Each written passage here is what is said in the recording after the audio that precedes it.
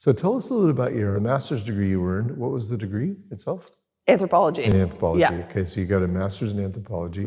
Tell us about your project. And your grandfather has a very special place in the history of hockey and so forth. So maybe just tell us that whole story. Yeah, like my grandfather, George Armstrong, played for the Toronto Maple Leafs for 21 seasons.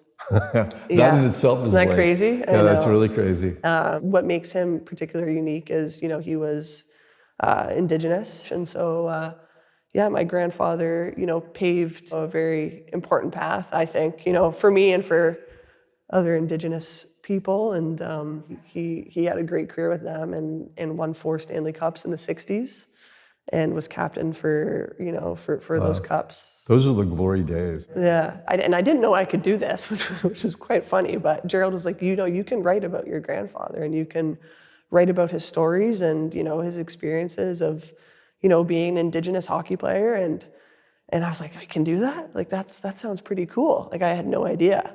So I was able to ask him different questions. And a lot of my questions before were like hockey-based questions. Yeah.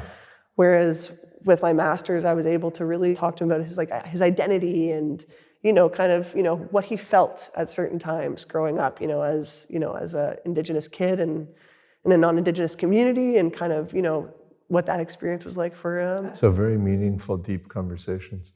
I was really fortunate to engage in that project because my grandfather obviously has such a close place in my heart, and I'm super proud of his accomplishments.